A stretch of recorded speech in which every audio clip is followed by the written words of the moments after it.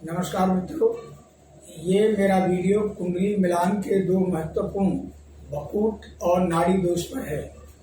जब कुंडली में भकूट या नाड़ी दोष आते हैं तो ज्योतिष शास्त्र लड़की लड़के का विवाह न करने की बात कहती है, सलाह देती है। यदि कुंडली में ये दोष हैं तो बहुत से अभिभावक ये कहते हैं कि साहब इसका कोई उपचार हो तो बताइए। वास्तविक बात यह है कि इनका कोई उपचार नहीं होता और ये दोष आते हैं तो विवाह नहीं करना चाहिए। फिर भी मैं आपको इन दोषों के बारे में थोड़ा विस्तार से बता रहा हूँ। भकूट दोष 3 तरीके का होता है। एक होता है षष्ठाष्टक, यानी लड़की लड़के की राशि एक दूसरे से छठी और आठवीं होना। ये भयानक दोष है। इसमें ग्रंथकार लिखता है कि जीवन पर कभी भी खतरा मंडरा सकता है और मृत्यु तक हो सकती है।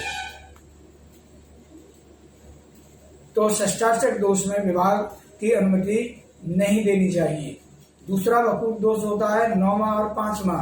यदि लड़की लड़के की राशि एक दूसरे से 5वीं और 9वीं है तो इसमें संतान का सुख न मिलने की बात ज्योतिष शास्त्र कहता है। और बाई दी वे किसी वजह से उनको संतान का सुख मिले भी तो पुत्र सुख कतई नहीं मिलता। यह ज्योतिष शास्त्र का कथन है और यह अकाट्य भी है। तीसरा जो दोष है वो 2 बारे का होता है। यदि एक दूसरे की राशि दूसरी और 12वीं है तो उनके पास धन की संपन्नता नहीं रहेगी। वो चाहे कितनी संपन्न हो, ऐसी घटनाएं घटती चली जाएंगी कि उनके धन का क्षरण हो जाएगा। इस वजह से इन तीनों दोषों को ध्यान में रखते हुए जीवन का मतलब बहुत अधिक नुकसान हो सकता है, परवरिश और परवृद्धि रुक सकती है। उससे बचाने के लिए ज्योतिष शास्त्र इन दोषों में शादी न करने की सलाह देता है। अगला दोष है नाड़ी दोष। यह नाड़ी दोष 3 तरीके का होता है। आदि नाड़ी दोष, मध्य नाड़ी दोष, अंत नाड़ी दोष। जो आदि और अंत नाड़ी दोष है ये प्रायः सामान्य स्तर का होता है। इसमें परेशानी रहती है यदि इन दोषों में शादी कर दी जाए, और परेशानी अनेक प्रकार की हो सकती है, लेकिन बहुत कोई गंभीर परेशानी नहीं आती। फिर भी जीवन निष्कंटक और आरामदायक होना चाहिए। तो ज्योतिष शास्त्र नहीं कहता कि अंत या आदि नाड़ी के दोष में शादी करने की सलाह दी जाए।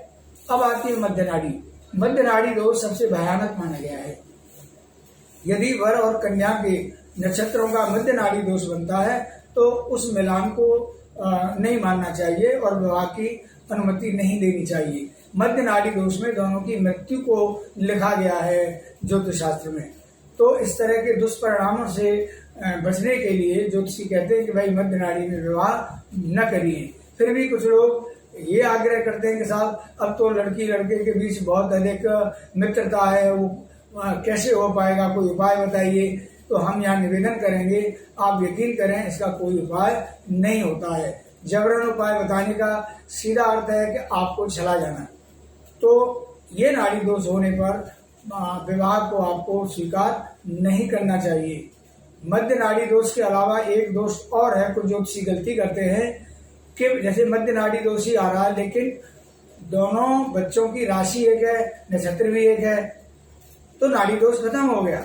आप देखेंगे कि पूरे 8 अंक आपको मिल जाएंगे कि साहब नाड़ी दोष नहीं है। लेकिन एक ही नक्षत्र के और समान चरण में जन्म है, एक ही चरण में जन्म है और शादी कर दी गई, तो ये अत्यधिक भयानक और घातक दोष है। इसमें निश्चित तौर पर विघटन होगा, संतान की प्राप्ति नहीं होगी, जीवन को किसी भी समय खतरा होगा।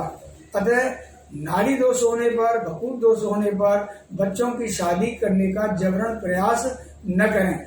इसी परामर्श के साथ मैं अपने इस वीडियो को पूरा करता हूँ। जय श्री कृष्ण।